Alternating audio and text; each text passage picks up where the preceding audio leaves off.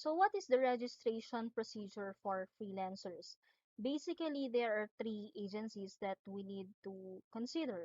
So the DTI, the LGU, or the city where you are situated, and of course the BIR.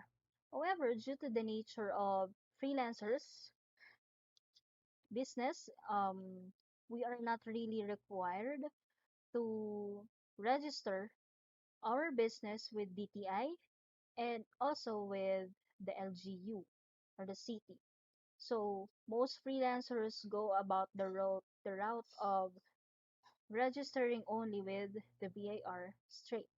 So to register with the BIR, you just have to get from your municipal hall a copy of your occupational tax receipt or an occupational permit. So this requirement requires personal appearance in your barangay since they want to do due diligence of your actual existence and your business so that they know who are the people conducting business uh, in their location.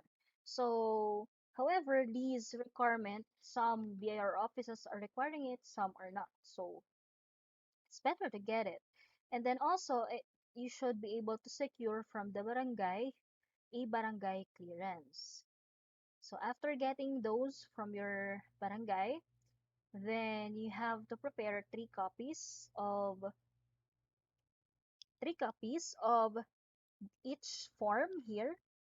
So, Form 1901, Form 0605, Form 1905, if you have transferred your RDO from one city to another, and then a copy of your birth certificate, your marriage certificate, if there's any, then a sample of client or project contracts. But this is optional. But it's better to prepare one if the BIR requires it. And then photocopies of two valid IDs. Then DTI certificate is optional. And then if someone will process the registration for you, you will need an authorization letter and also special power of attorney. If only if someone will process the registration for you. So the next step is after preparing all these, you accomplish BIR form 1901. So later I'll show you how it looks like.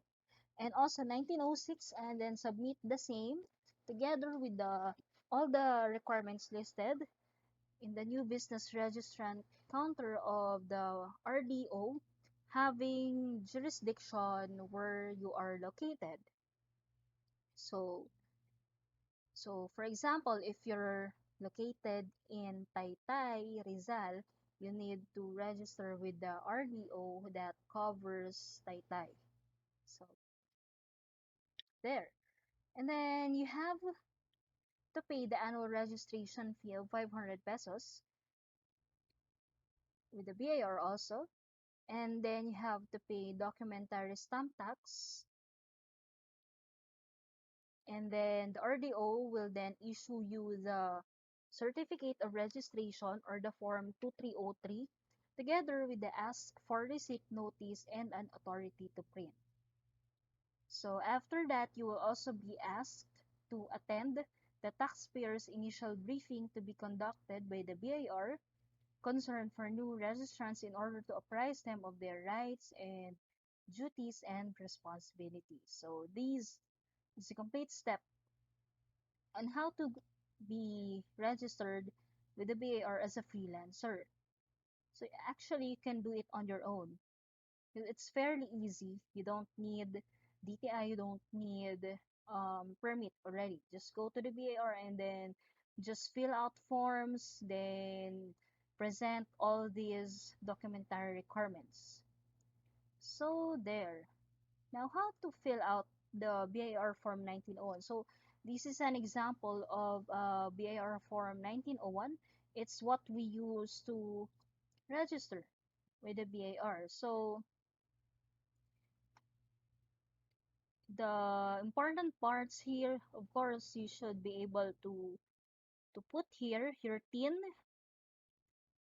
and then the taxpayer type. So if you are a full-time freelancer or a non-licensed professional, just choose professional in general. But if you are a freelancer or a non-licensed professional, also with employment from a local Philippine company, then you should choose mixed income earner, compensation income earner, and professional here. Because I believe some of us are still having their own corporate jobs and then doing freelancing on the side. So what if you have a business that is a sole proprietorship?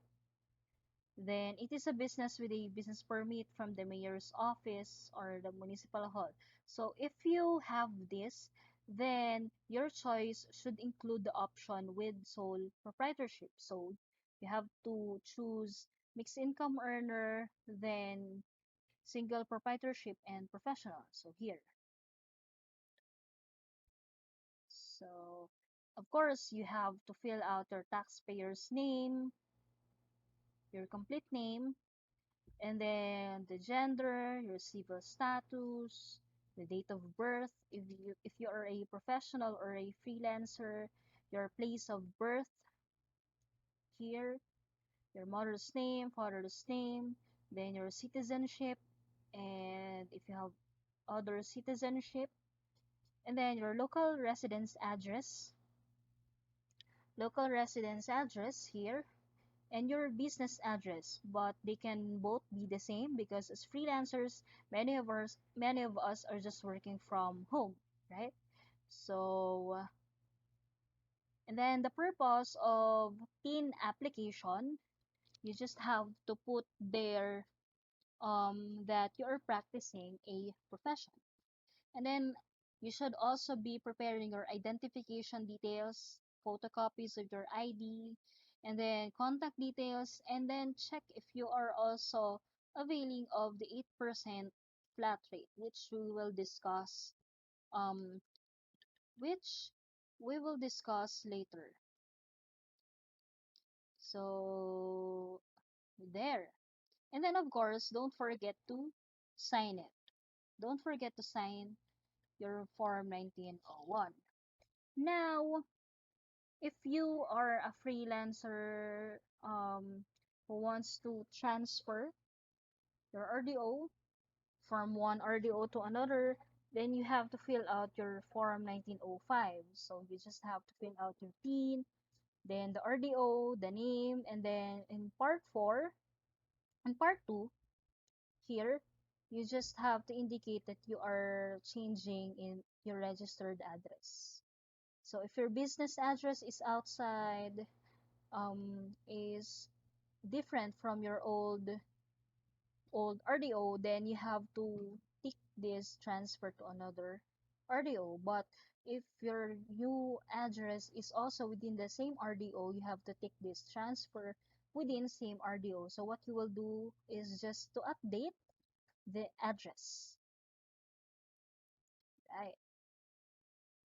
And then here are copies, examples also of special power of attorney and authorization letter if you would like someone else to process the freelancer registration fee.